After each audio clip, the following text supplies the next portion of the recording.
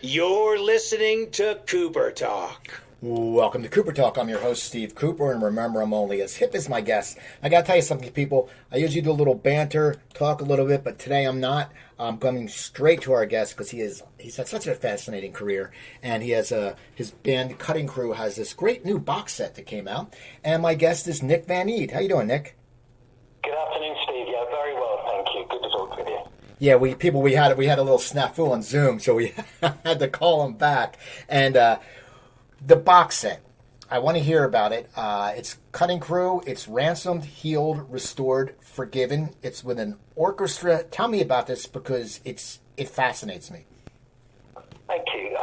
Well, I mean, releasing a box set at my age, good heavens, you know. I mean, when I was a kid, when we bought vinyl, I suppose the equivalent would be like a triple album, wouldn't it, you know? And these were quite magnificent things. You had to really save up your money for them. Well, it's a box set. I don't think there's any padding in it. It's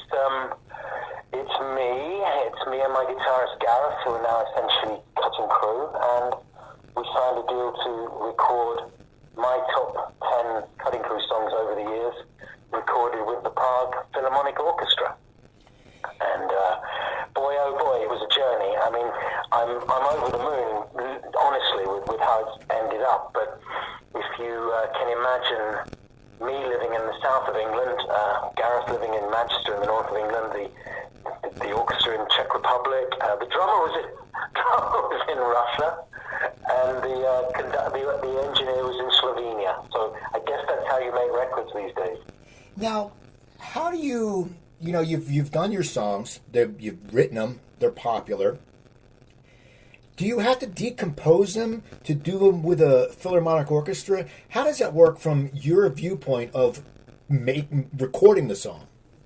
Sure, good question. Well, first of all, I mean, there's two or three pretty big songs on there, and my dad always used to say, if it ain't broke, don't fix it, or whatever it is.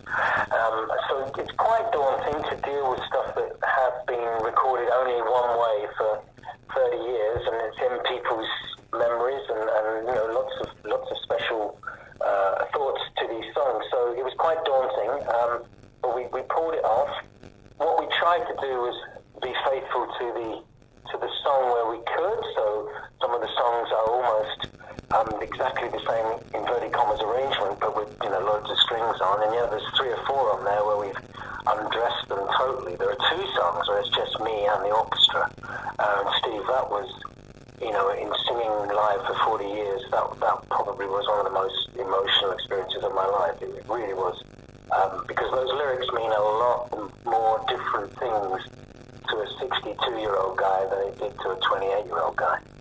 Yeah, I mean, and what was it? Because the lyrics was emotional, or just the whole setting? Because it's something that whenever you hear a song with an orchestra, it just has that feeling. Like Wang Chung had done one with an orchestra, and it adds to it, and you listen to it in a different way. What was going through your mind when as you said, it was so emotional? What are you thinking when you're going, things have changed? Is it hard to concentrate, or do you just get a burst of energy? Yeah, I did. I'm not just making it up. Most of my vocals were 2 or 3 takes, so I enjoyed it. It didn't take long, but I know what you're saying. There's a subtlety to this, and that is that when you re-record something with strings. Let's get this straight. When I first got offered the deal, I said, I'd love to do this, but I do not want anything to sound like Saturday Night TV in the 1970s, when you have an orchestra scratching around in the background. What's the point, let's be a bit brave. So I would speak with the arranger. He would send me these great big, 18-page string arrangements, and I'd pretend I could read them.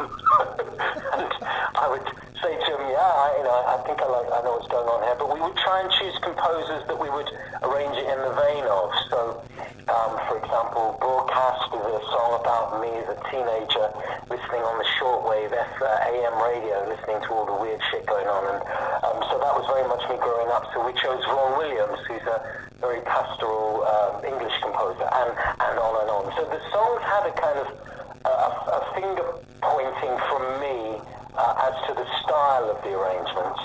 But then when you put those headphones on and stand next to an orchestra. Yeah, like I Just Died in Your Arms, those lyrics.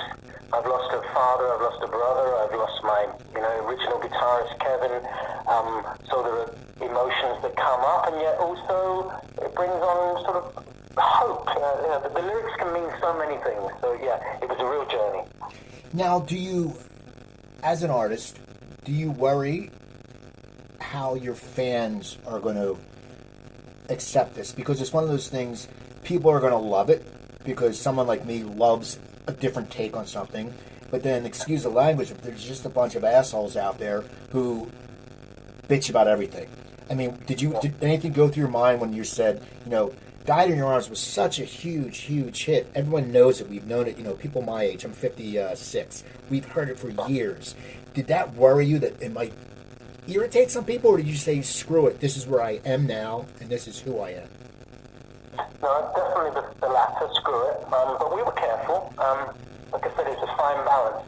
As I said, there were songs on there which were very undressed, and when we released it, I've had nothing but remarkable feedback. This is one of the best reviewed, loved albums I've released in many, many years. So I think we got the balance right. But yeah, I do remember with I'd Been in Love Before, there's a big key change in it that was never there before.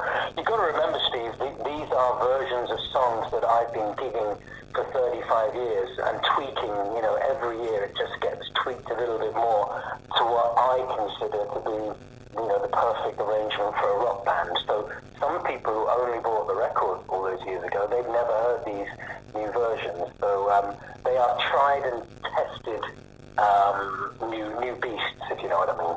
That fascinates me, the tweaking part. Tell me more about that. Is it something that when you're on stage, you feel that it should go a little bit of a different way?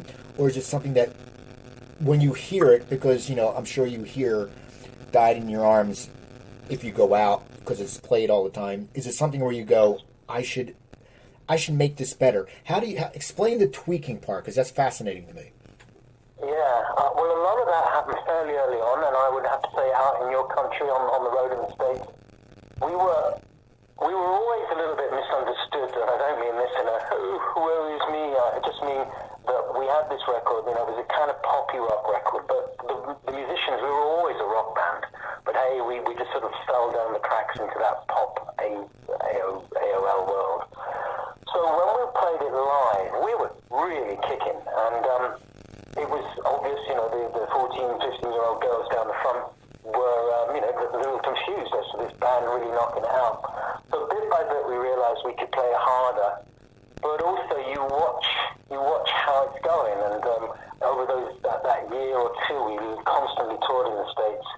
We were realizing that we'd made the album, as you did in the 80s, with so many sequences, where you'd have percussion going along, and fake percussion, and there'd be little sound effects being triggered off. And in the end, we just said, fuck it, and we turned them all off and just stripped back to the 5-piece band, and that's when you start stretching, flexing your muscles a little bit, and these new versions come in.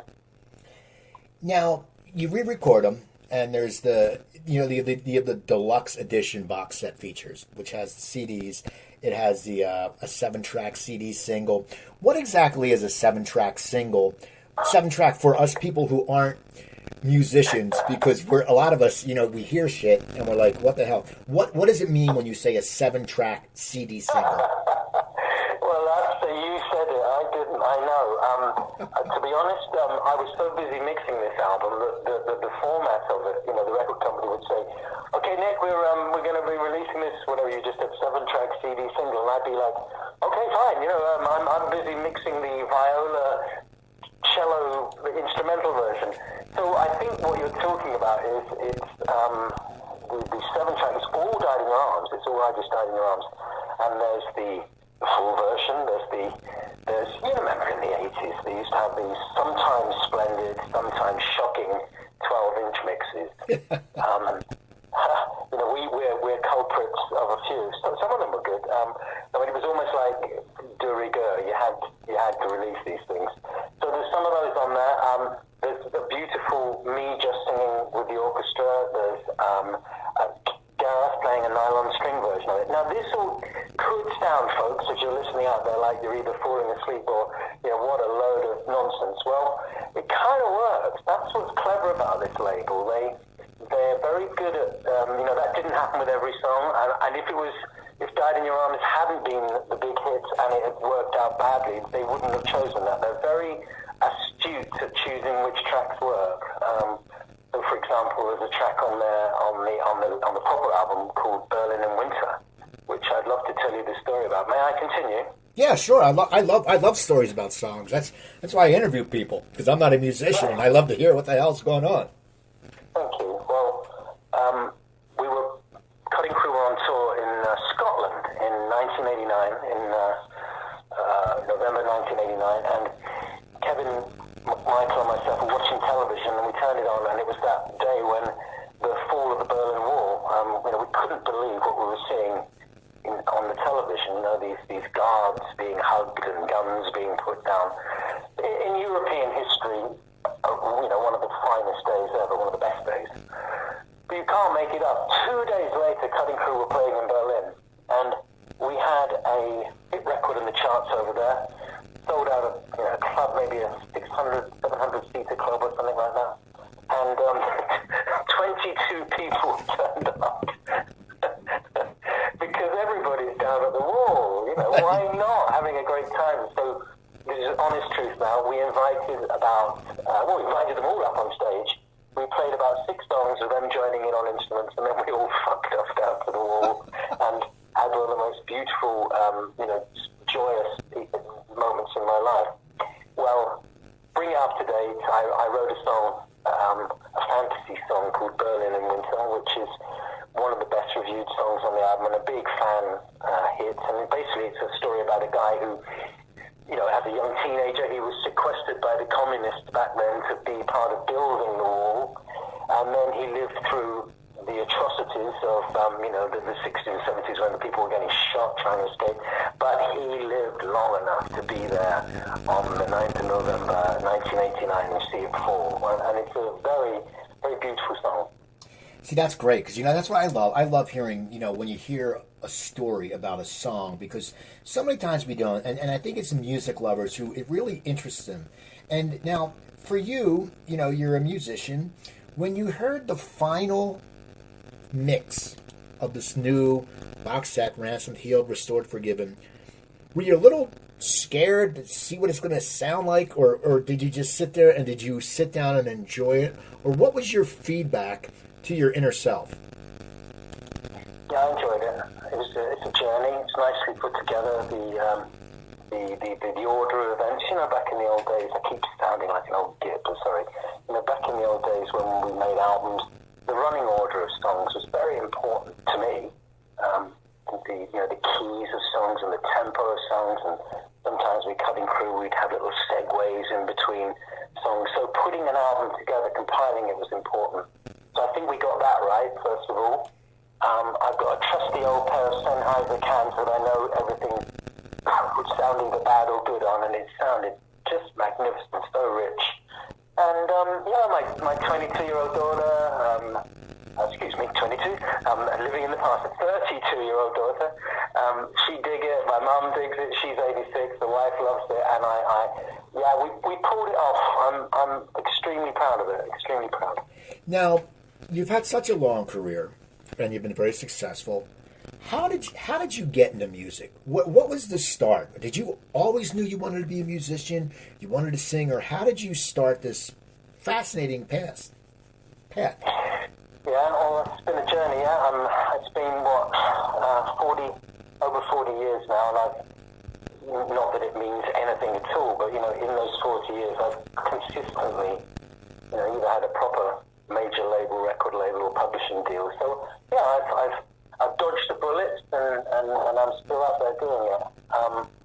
When it started, my granddad was, during the Second World War, he worked on the railways, and they were never sent to the front to fight. They had to keep the railways working. So he stayed home, and he formed his own dance band. He was the lead violinist in the Kon-Tiki dance band. And he told me stories about never be him and about 3 other guys in a room full of women he was a musician. His son, my father, he used to be like a Saturday night DJ, so there were always new records coming into the house. So I was flooded that way. But it was school really when I went to the old Harry Potter style grammar schools were just being faded out, and new sexy young comprehensive schools where everybody was on the same level, and we had great music and drama teachers, and I used to write the songs for the school productions, and apparently they weren't shit. they probably weren't far off, but it gave me enough confidence to keep writing. I mean, I can keep going with this story, Steve. The next thing was I'm working in an operating theatre in a hospital, and in Thursday evenings I used to play for the doctors and nurses in the local pub. And one night in walked a 6'4" towering guy in his sort of mohair coat, and he listened to me playing my cover songs and maybe a few originals, and he threw his card onto the amplifier and said, "Give me a call Monday morning." And I just thought, yeah, thanks mate. And I looked at it, and his name was Chaz Chandler. And Chaz was the manager of Jimi Hendrix and used to be the bass guitarist in the Animals. And that was it. That was the start. I got signed. I was in Poland playing with his band Slade 2 weeks later. Now, what is that like? I mean, you're a young guy. You were just working in a hospital, and all of a sudden, you're on tour. I mean, how do you even comprehend that? And it happened so fast. I mean, were you just blown away, or were you like, I mean, what do you think when that happens? It has to be like a fantasy. It was dreamlike. I'm sure you've heard it from many of your interviewees that it's very, very much in the music business. Nothing, explosion, and that's what happened then. That's what happened with Cutting Crew. But back then, yeah, I just sort of hung on tight. I mean, I was playing in front of 20,000 people at these beautiful amphitheaters out in Poland, and girls were throwing roses onto the stage, and English boy, we love you, and I was like, well, this is cool. Well, what you have to remember is Slade were one of the hardest rocking skinhead followed bands in the world, and they said to me after the tour, "Do you want to come and do the British tour with us, Nick? We'll all be mates now. We've got the same manager." And I said, "Oh, I'd love to." The very first night on stage, I got hit by a bottle thrown by a skinhead.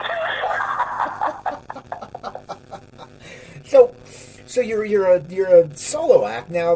When do you decide to join a band? Pretty soon after that bottle hit. Needed something to hide behind. I mean, the roadies would, put electricity into the microphone. I would sit on a stool when I was a, one-man band, and they'd sawn one of the legs off and just glued it back slowly. I mean, it was a lot of fun, a lot of initiation, and I survived, and they became my best friends. But it was during a few of those tours when I just said, "Come on, this is pretty lonely," and so we formed a band, and they were called the Drivers, and we went on to amazingly get signed to a Canadian label who flew us out to Toronto, and we recorded an album with my best friend Terry Brown, who is very famous for all the Rush albums. So you record that? Sorry, go ahead. I say, and the story continues. Would you like to hear more? Oh yeah, I love this stuff. This is why I interview you guys, because it's something that it's history. It is, and some of it you can't. It sounds improbable, and that's the music business, isn't it? The allure of the music business is like no other. It always has been, and still is. I don't think even being an actor or maybe a porn star, I suppose it would happen quite quickly, but it's that instant ability to just suddenly ping off into another trajectory by being discovered. It will always be the biggest allure ever out there. So yeah, so now I've finished with Chaz. We're out there, three-piece, skinny, sort of Squeeze meets XTC meets Freddie and the Dreamers. It was pretty wild. And everything was played at the most ferocious pace. And we were playing in a little tiny pub, again in the middle of nowhere. And a one-eyed, one-legged Jewish attorney, popped in for a beer on his way home to London, and he watched us, and we heard him in the interval calling home to his Canadian partner on a phone box, you know, where you put the coins in. Right. And we could hear him going, "Thunk, thunk. Marty, it's Bernie here, yeah. Marty, can you hear me? I've just seen fucking God. I think they're called the drivers." So we're standing in the next room, peeing our pants, you know, undiscovered nobodies. And within 2 months, we are living in a five-star hotel in Toronto recording with Terry Brown. So, you know, these things do friggin' happen. So, the drivers, why just split?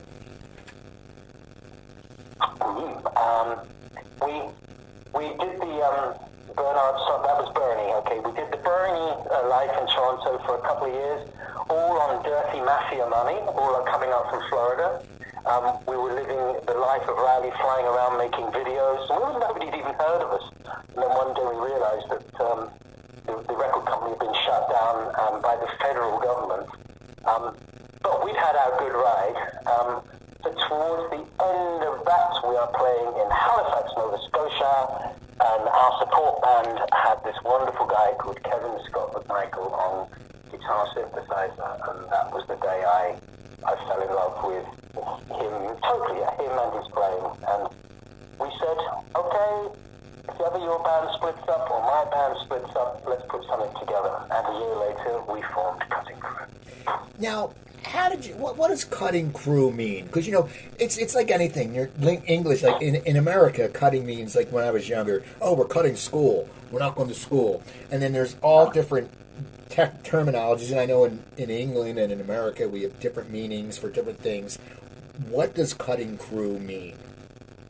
Right, I'll come back to that in 20 seconds. I have to tell you a lovely story that it goes along with that, because cutting, yeah, I know that, cutting schools when you're dodging school, yeah? Yeah. Well, my daughter just took a job teaching foreign languages, teaching English to foreign students, and she's teaching this Russian girl who's a bit of a bitch by all accounts, and she wanted to learn the idioms of English language, and she said, "What is this flogging a dead horse?" And my daughter panicked completely, never heard it before in her life, so she said, it's when you have a bad horse and you sell it, flogging. And so the girl went off, "Thank you very much," and then she told me the story, and I said, no, flogging means to whip things. So we hope the bitch went back to Moscow with the wrong definition, hey? Anyway, Cutting Crew. Yeah, well, it's not the greatest story in the world, but when Kevin came over from Canada, we were writing. I'd already written half the album, but he was the genius that put it all together for me. We were always a gigging musicians, but we weren't for like a year. We were just sitting in studios being very boring, and at exactly that time I read in one of the old British melody makers or something an interview with Queen, and Freddie said, "Yeah, we're a bit of a cutting crew at the moment. All we do is stay in the studio and make records, to cut records." I like the expression, and hey presto. It sticks, and it's something that you always remember that name, because it is different. And, you know, as I said, you know, I talk to musicians who say sometimes it's so hard to come up with a name, because, you know, someone told me the reason they picked one name was because it was one that not everybody hated. And so it's one of those things that it needs a good name. So you have your name. Now, what's your game plan? Once you have your name, you've met your writing partner, you know, you're just a guy you know is you're going to work with. How do you start getting Cutting Crew's name out there? Well, this is that going back to that, you know, trajectory thing. I mean, my experience up until then had been lots of little moments where I jumped up the ladder, but in the end, just hard work, gigging, getting out there and playing live, and that's what we were. I was a really good live singer, and Kevin was the consummate live guitarist, but we just thought, let's try and do it different this time. So we recorded some pretty good demos, and in those days you could send them to the record companies. I mean, any younger people listening now, you know, that you can't even do that.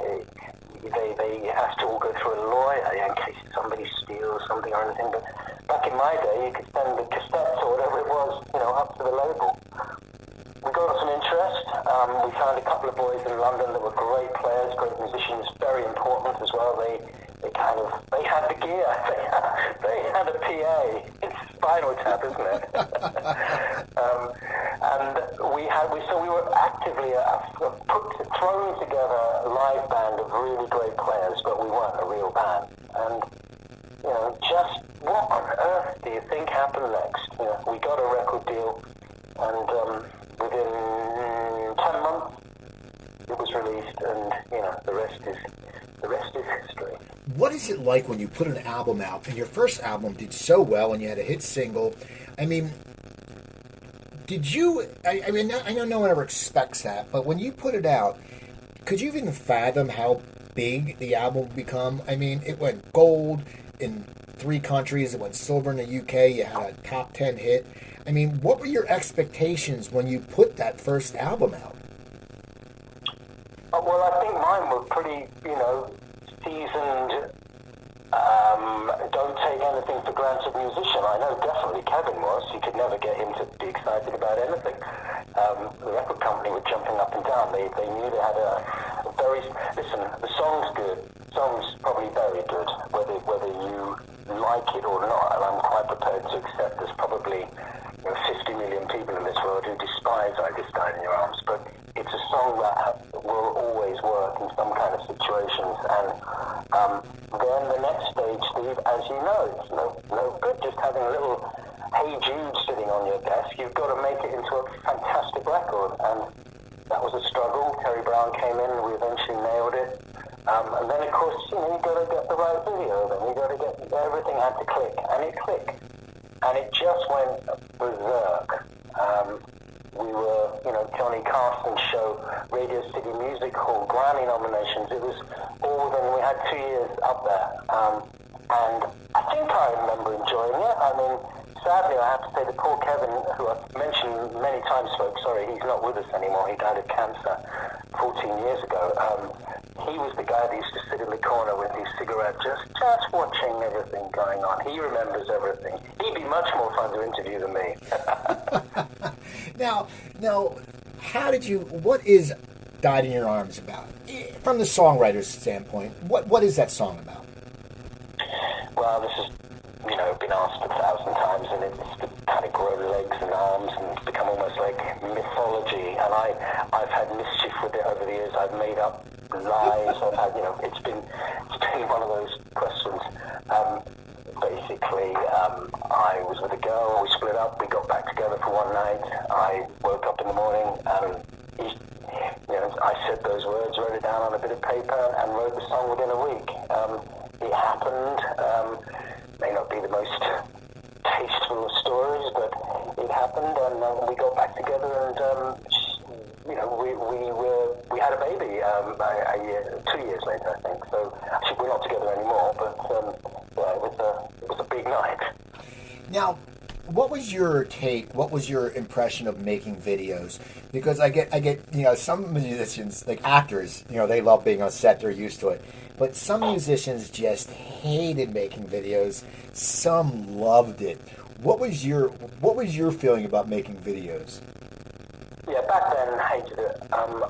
We've done some recently for this album, and I've really enjoyed it because there's a relaxation about how you feel in your own body and all that. Back then I was so uptight about what I should look like, what I shouldn't look like. Did I have to overact? Did I, I've been a front man in a rock band for 10 years, and then they put a camera in front of you, and suddenly you start to second guess everything. That's probably more about my hang-ups than video making, but Kevin hated them. He would just despise them. I'll tell you a story, right? We had a number one record. I think we sold about 3.5 million albums, and we came back with the second album, and we were asking, suddenly we had a bit of power, we're the hit band. So Kevin said, I'm going to take charge of videos this time. So we recruited a video director, and he was an Australian, And instead of him coming to London to shoot us, he said, "Nah, come on down to Australia. Come down to Sydney. We'll do it down there." So he flew the whole fucking band down to Australia with girlfriends and record companies. It was just obscene. When we got there, he shot the entire video inside a warehouse. Now that is the 80s at its most obscene with the amount of money that was spent. So A, it's going on your tab, but the second story is that, and this is the one that really upset Kevin a lot, and that was, now you think you just get a little bit of power after having had sold them 3 million albums. So Kevin put together an idea for our song called Between a Rock and a Hard Place off the Gathering album, and David Hogan was the director, and we'd used him before, a great director, and Kevin sent this idea about, very British, if you can imagine the British sense of humour, against an American A&R guy's sense of humour. We wanted it to kind of make fun really of the fact that, we're not really some super big rock band, which is what they wanted us depicted as. So Kevin had all these little bits where, the camera pulls out, and you can see that the extras are just 4 people, and then there's a guy with his dog, and instead of it faking a live gig, lots of little moments like that. Cinema verite amongst the fakery of MTV, yeah? So David Hogan said, "This is fantastic, I love it, let's do this, let's really ham it up." And we got over there, the record company had got involved, and it was all back to girls with big tits and, long range lenses of me looking gorgeous. And, it's just disappointing. Well, it's crazy because, videos were like that. And it's so funny. I'm glad you made videos for your latest project because, as an 80s guy, I remember when MTV came on the first time. And, you still remember those videos. I mean, you're talking, it's, as I said, I'm 56. You're talking, I still remember videos. And everybody had MTV on, at least in America, all the time. Like, if you were in the basement. Running in the background, yeah. Running in the background, wasn't it? And it was like a soundtrack, and it broke so many bands. Now, for you may not remember, sometimes artists do, sometimes they don't. Do you remember the first time you heard Died in Your Arms on the radio?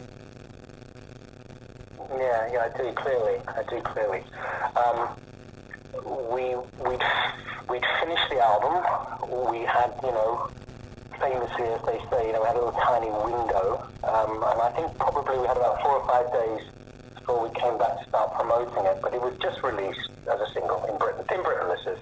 And I remember driving from where I live, which is sort of southeast England, all the way down the southwest to a beautiful county called Cornwall, which is all, beautiful sandy beaches, with my brother and his family. And I think on that 9-hour journey on our national pop station, you've got to get your head around that, Steve. Can you imagine the power of that radio station? It's the national station with 60 million people living in the country. So it was played, I think, 7 times, and I remember thinking, oh dear God, I think something's happening. And, my whole life had been just medium success, or, lots of fun, lots of substances, lots of girls and all that. But this suddenly, on that journey, I remember thinking, holy F, I think this could be the start of something. And the record just went bang, bang, bang, bang, bang. Now, you guys played, I'm freaking out. Top of the Pops, is that what it is? Yeah. Now, did you watch that a lot as a kid? I mean, is that a big thing to play that if you're from England? Well, perfect question, because of course we've got a Canadian in the band, and we're all British, so let's split it up into me and Kevin. So when it came to Top of the Pops, it was like Kevin would have seen it on Canadian TV, I'm sure, but for me, I'm just nervous as anything, because this is what we saw Rolling Stones and, David Bowie and everything. Now it's my turn. And so, but Kevin was as blasé as anything, okay, we'll play Top of the Pops. But then shoe on the other foot, when we played Carson, I'm like, okay, Johnny, I've heard of him, yeah, let's do this. Kevin's throwing up in the toilet. Because the funny thing is, back then, Carson, if you were on that show, everybody saw it because we only had, in the U.S., we only had, like in Philadelphia, we only had like 7 stations, and everybody watched Carson. And it must have been, it must have helped you out in America just because everyone watched you. Oh yeah, and we had Guide Your Arms just coming down the charts, and I'd been in love before shooting up the charts, so we got a little medley, which is unheard of. And I think, I don't want to just, Joe Piscopo was on there because it was Johnny's birthday or something. It was something like, I remember getting our hair, when you're getting your hair done before the show, one of the girls saying to Kevin, it's going to be a big one tonight, Kevin. I think about 60, 70 million, they reckon. That's when Kevin ran off and threw up. Now, you guys, it took you a while to have your The Scattering come out. Was it disputes with management, or what happened? Oh, that was the killer, yeah. I mean, if that album was, as good as Abbey Road, or if it was the worst album ever made, what killed Cutting Crew was that gap. Management, 40%, I suppose. We tried to get some American management on the side, and British management, didn't want to shift. But more than that was that precious thing, I mean, dear God, Virgin, I love you because you gave me so many opportunities, but when we delivered the second album, it was like, yeah, okay, this is a great album. We can hear maybe, and there were 3 AOR #1 radio hits on that. Nobody really knows or cares, and who would care? But they wanted that big, they did. One of the publishers actually said it to me once, and I nearly punched him in the face. I really like this album, but we're not hearing that Guide in Your Arms. And I was thinking, fuck, what do we have to do? And so we went back and tried more songs. So I think it was about, a year and a half? And then we're dead. And by then, all this fantastic urban dance music was coming in, and you'll remember those times, within a year and a half, 2 years, the music business had moved on from our kind of music, and everything that means, to some just gorgeous new bands, which were much cooler, much more colourful, come on, it was the 90s. Now, is that what led to the breakup? Just because, and the music industry did change so much, and you're right. And it must be hard because the music that you guys were making and the other bands that were popular in the 80s was still good music. But when the whole narrative changes, MTV changes, and it was crazy. Is that why you guys broke up, just for the fact that you were saying, we're not going to work this way anymore? A little bit. I mean, there was no rows. Everybody loved each other. It was a kind of... I got really bitter when we made a third album, which, I don't care what anybody thinks is listening to this. And I'm sure so many of your other interviews have said it, some of my best songs. But it doesn't matter, because by then the world has moved on, the momentum has moved on, and I understood that. But I despised the fact that the record company paid me, I don't mind telling, I think it was £80,000 back then, it's a lot of money, kept the album and never released it. And I said, well, here's your money, take your money, just give me my songs back. And they're like, oh, no, we don't work like that. We'd rather just sit on your songs and do fuck all with them, and that really upset me, because it just seems immoral. And you know why? It's because they daren't think that if they gave me that album back and I got a song on the new Tom Hanks album, that guy would be fired. So he plays it safe and kills 2 years of your life's work. That is such bullshit. That happens a lot with actors I know, where they're being on a TV show and they get paid, but they never air it, and then no one else can see their work, and they're in a contract. They can't get another job because in case they need a mid-season replacement, they can put that show on, and they still have the contractual obligations to that guy. And it's really hard. It's really hard how it's, if something where the performers are such artists and are bringing from a point of passion, and that, entertainment companies and record companies, it's all about the money. Yeah. It is, I've noticed it you've noticed it, but I've noticed it. I was a professional recording artist at 18 years old, so I've seen the changes, and some of it is quite exciting. I remember Steve Earle. I hope you haven't heard this quote, but I'll say it anyway. One of my favorite quotes of it. About 10 years ago, Steve Earle saying, in that voice, I think the music business is one of the most exciting things at the moment. There's so many changes. The really great thing about the music business is that anybody can put music out there now and maybe get signed. And he said, do you know what the worst thing about the music business is? Anybody can put music out there. And that's because there's so much stuff now. There's mountains of stuff. And, it's great. Let it take you by the hand. But you sometimes have to wade through a lot of trouble. Now, after you guys broke up, and you said you were a little bit bitter, how do you rebound from that? What do you do to sit there and not have a jaded view? Because it happens. It's like anything. If you have a great product and they fuck it up, you're going to be pissed. You're going to be jaded. How do you rebound? How did you rebound and get yourself in a new position where you said, you know what? I'm a musician. I'm good. I've had a #1 hit. I've sold 3 million albums. How do you bring yourself back to that mind frame that you're going to kick ass again? Well, Kevin immediately, on the last album, his third album, Compass Mentis, he'd already started to make friends with Phil Johnston, who was half producing it. And so within months of us splitting up, and I was delighted to say that he went off and joined the Robert Plant Band and played on Faded Nations and toured with Robert for a couple of years. So my best friend was doing great. It was the funniest thing, Steve, to see Skinny Kevin with his with his chicken chest, with the medallion and the shirt wide open, and of all things, playing a Gibson and not a Fender. It was wonderful. It was just brilliant, and I was so happy for him. So he did well. Well, I like the fact that you used the word jaded, because that's very important, and that is, I basically went back to my songwriting. I said to the publishing company, what do you want me to do? And they said, well, you've got a good pedigree, you've written this and this and this.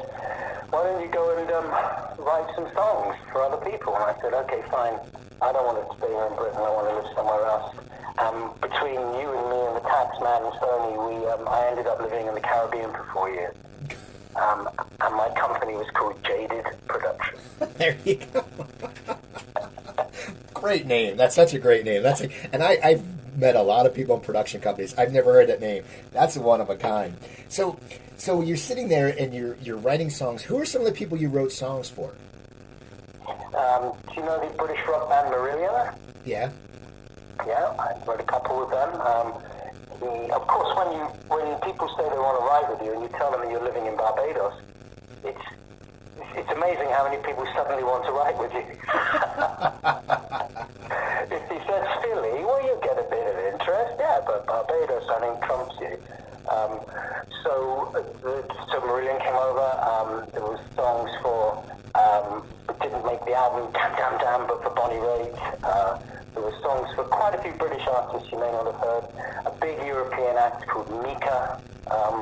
So, yeah, it was, 1 out of 10 stuck, and it paid the bills, and I was living in paradise with my young daughter growing up, and, fireflies, and whistling frogs, and, what's the music, excuse me, soca music was the thing there, kind of cross between samba and crazy music.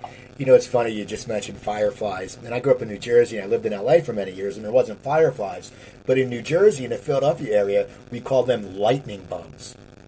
Yeah.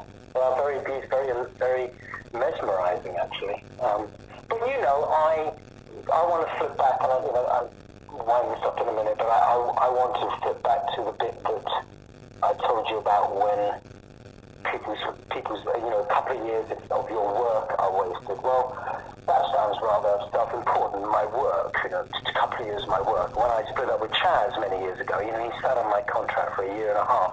Well, it's not just your work, it's your life, We're only on here, if we're lucky, for 70 years. And when you are basically on where you can't do anything. Well, you can work from home, but you can't do anything because of some contract.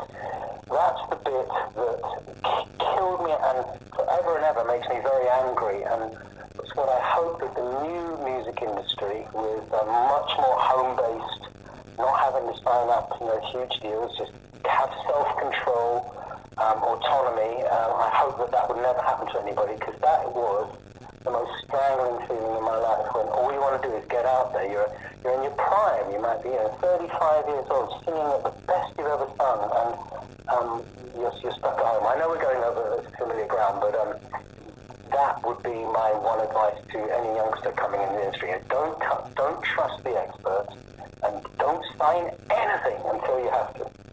Well, I know you have to go, but before you do, I want to ask you, can you tell me real quick about the Genesis audition? Because I grew up as a fan of Genesis, and I'm sure you listened to them. How did that come about?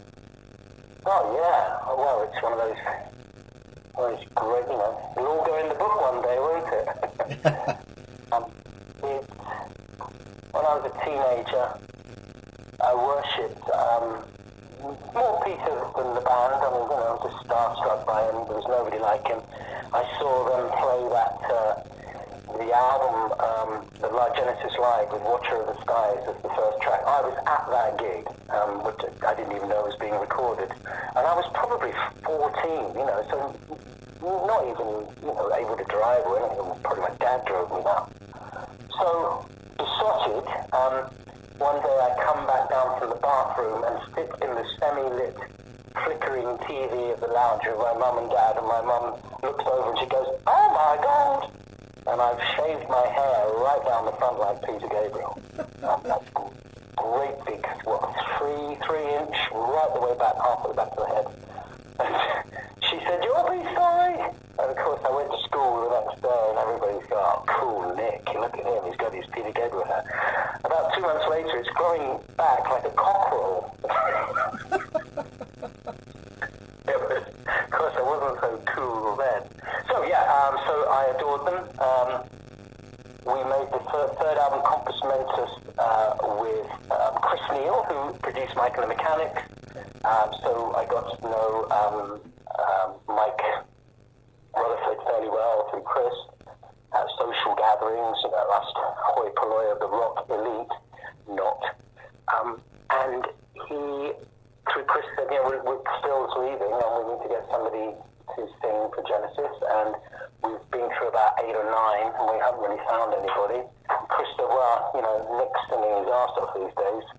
Would you like him to come down?" So I got the call, and I'm trying to think back to the details. Basically, I said, "Okay, what do you want?" And this really is the days. They sent a box of cassettes with all the songs they needed, the arrangements that they needed, because some of them were live versions, the lyrics, and just said, "Give us a call in a month when you're ready." So imagine the amount of work I put into that, because I don't even know if I wanted the job, to be really honest, but I worked hard, because why wouldn't you, So a month later I called them and they'd come over to the studios, and there they were. There was Mike, nobody else really, and I said, "Well, hang on, where's the band?" You said that I could change the keys to these songs if they didn't really fit me, and the engineer said, "I can put my finger on the wheel and slow it down if you want." I said, "Thank you." So there were a couple of keys that were a bit awkward, but I did great. And afterwards I sat with Mike and Tony and we played. I said, "I know the audition's finished." I said, "But I prepared this. Can I just do it?" And they were like, "Oh yeah." And they were beautiful, lovely guys. And so I sat and played the Carpet Crawlers on acoustic guitar, and Tony joined in and Mike sang some harmonies, which was beautiful.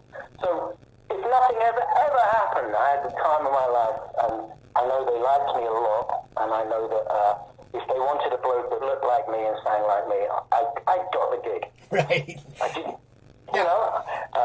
I didn't get it, and this is another lovely one of those true stories.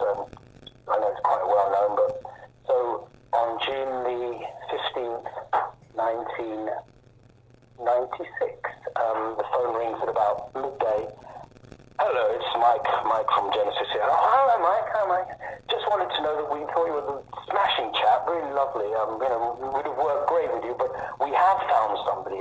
won't be using you. And I said, oh, okay, that's right. He said, and I really hope I haven't spoiled your day. And I said, not really, I'm getting married in 2.5 hours. There you go. There you go.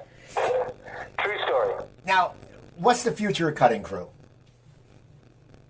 Well, my guitarist is one of the greatest guitarists in Britain, so he can do anything. I can do some things. I'm singing better than I've ever sung in my life. So I think my prediction is that the Foo Fighters and the Pink Floyd and whatever, they'll still be able to play their stadia, and they'll just have less people in, but it'll still make enough money for them and for the hot dog vendors and for the promoters. But bands of my size now, we've got to rethink this, and I'm very much looking forward to maybe a lot of duet gigs with the stories, with some back projections maybe, and take it right back to the smallest. I mean, I've played in a rock band all my life, so let's shrink it. And as I hope you agree, I can tell a good story. So that's my prediction. But dear God, I mean, who knows what's around the corner? You should do that, because once we come back, there's nothing, you are a good storyteller and you are a good musician, and there's nothing better than, for us who grew up going to huge concert shows, now when you go see a band that you really liked, or the person from the band in an intimate venue, it's so good when they just tell stories. Like, I went to see Graham Parker was on my show, and he comped me for 2 shows at a very small record store right before his tour. And I went, and it was like 40 people. And he was doing it because he was already in America. And it was just such an amazing experience. Like you with your stories, it would be just such an amazing experience. You should look into that. I think it's the future for immediate future, for bands of my size. And I'll finish up with one story where I know it works. And again, one of those things that I just wish there'd been a video record of that. But we were playing in Weimar, which is in the old East Germany, old communist Germany, in a hall that was the communist hall. So this is now Germany, back together, unified. And when we got there, we could just tell as soon as we arrived, the support band were the PA company, and the support band were the promoter, and it was 600-700 people turned up, but the PA was literally exploding in front of our eyes.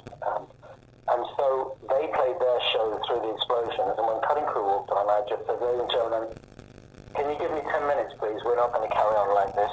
Would you all, because the Germans are really good at this, would you all organise your seats into a circle, and we'll come down and sit in the middle?